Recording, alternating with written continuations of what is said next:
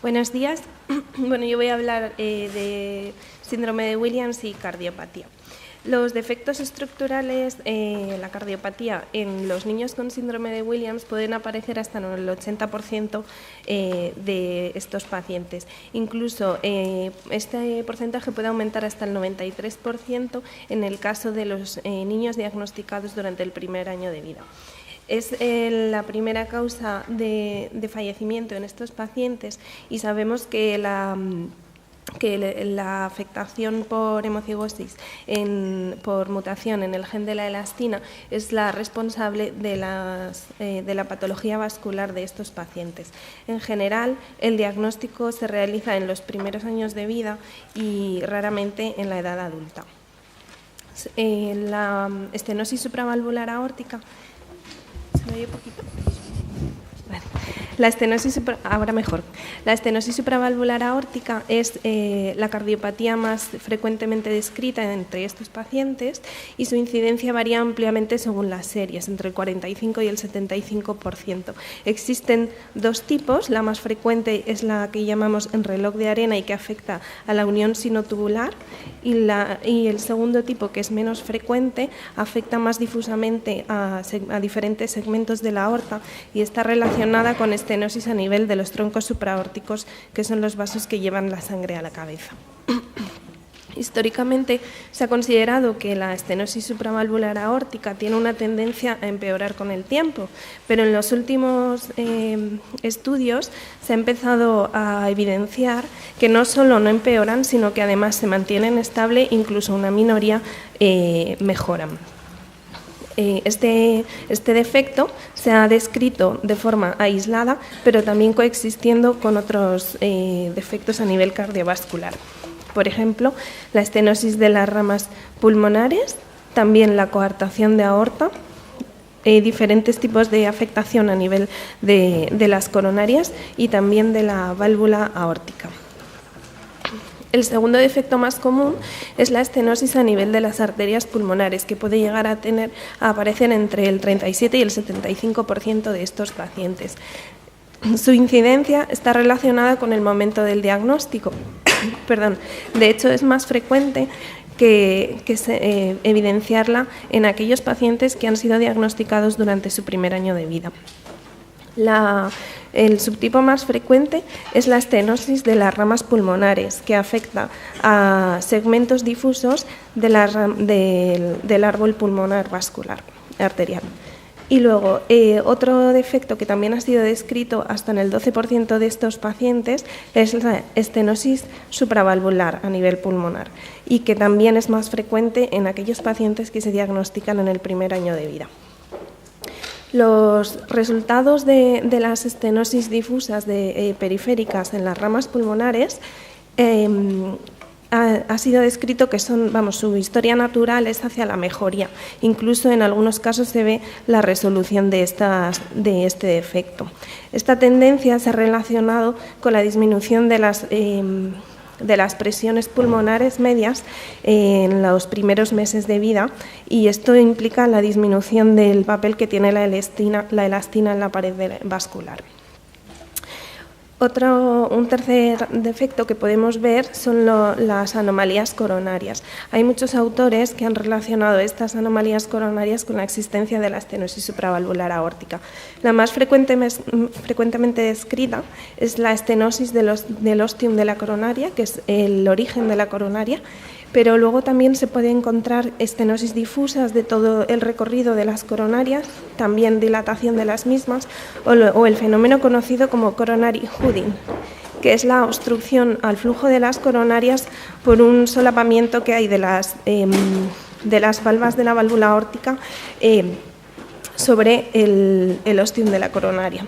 Algunos autores han sugerido que estos defectos están infradiagnosticados y que algunas otras técnicas de imagen, como puede ser el TAC de coronarias, podrían aumentar esta incidencia.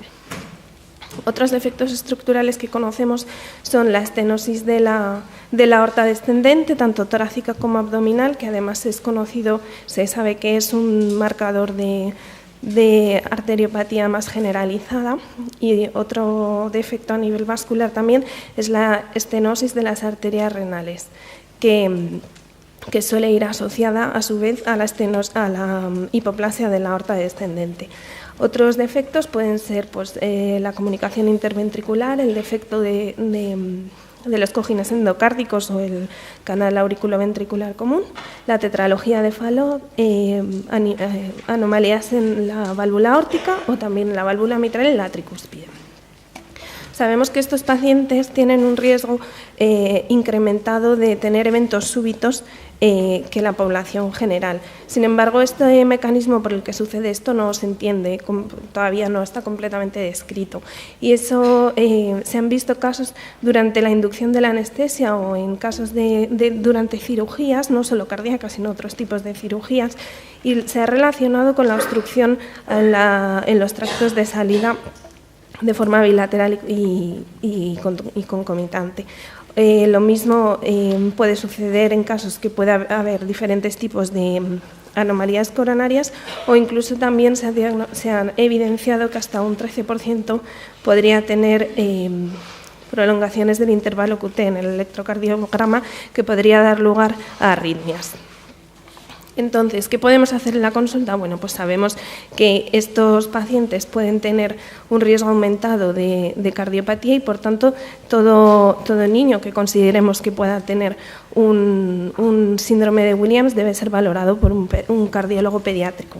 ¿Y qué hacemos? Pues lo primero siempre, una anamnesis y una exploración completas, pero también debemos coger la tensión arterial en los 4 miembros para descartar que pudiera haber un gradiente que sugiera una coartación de aorta. Debemos auscultar el abdomen y también a nivel cervical para descartar que haya soplos que sugieran estenosis en diferentes a nivel arterial, a otros niveles arteriales, y también debemos realizar un electrocardiograma en cada visita. Otras cosas que tenemos que hacer, pues siempre un ecocardiograma. ¿Por qué? Porque nos va a permitir ver detalles anatómicos y además valorar la función ventricular. Sin embargo, la eco puede ser un poco limitada a la hora de valorar coronariopatías o anomalías del arco aórtico que puedan ser complejas, e incluso la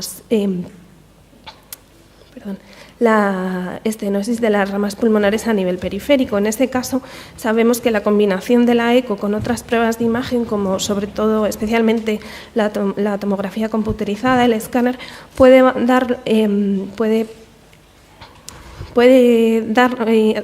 aportar toda la información necesaria para el manejo de nuestros pacientes. Y la angiografía convencional tiene sus ventajas porque aporta detalles anatómicos muy valiosos y también detalles hemodinámicos.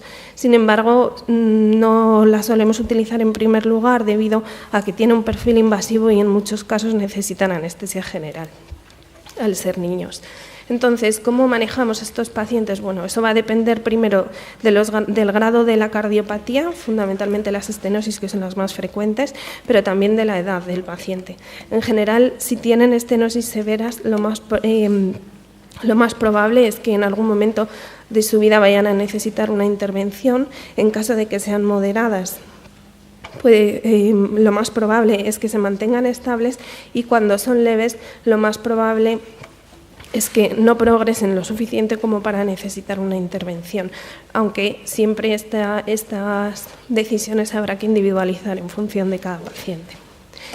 El tratamiento que tenemos para la hipertensión que tienen estos pacientes los podemos hacer con varios tipos de grupos de medicamentos. Los más frecuentes son los inhibidores de la enzima conversora de angiotensina, pero en este caso, si nos planteamos este tratamiento, siempre debemos descartar que pueda existir una estenosis bilateral de las arterias renales, ya que en ese caso estarían contraindicados.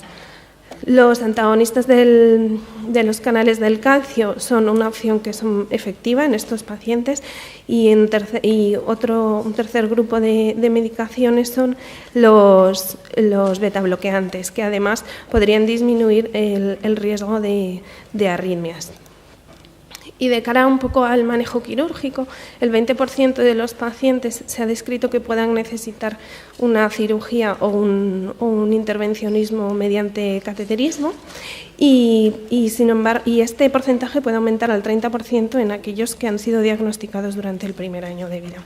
La cirugía en general es la que se utiliza para la corrección de la estenosis supravalvular aórtica, ya que sus resultados con la angioplastia mediante cateterismo han sido menos efectivos que la cirugía y, sin embargo, en el caso de la estenosis periférica tienen buenos resultados con los cateterismos y las angioplastias. Entonces, un poco por finalizar, pues sabemos que entre los pacientes con síndrome de Williams podemos describir hasta un 80% de cardiopatía estructural, lo cual representa la primera causa de fallecimiento.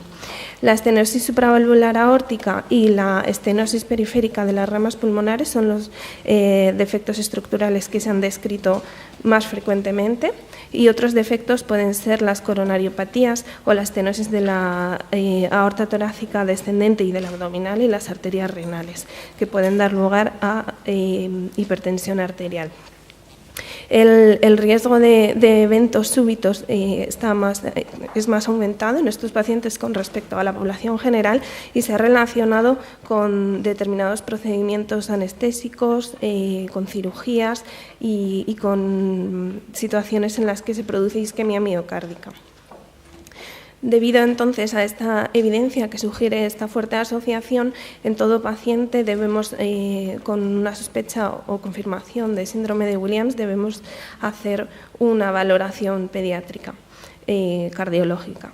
Y el tratamiento de estos pacientes va a depender del grado de la estenosis o del defecto y también de la edad de nuestros pacientes. En general, la probabilidad de progresar es proporcional al grado de la estenosis vascular en el caso de las estenosis vasculares. Muchas gracias.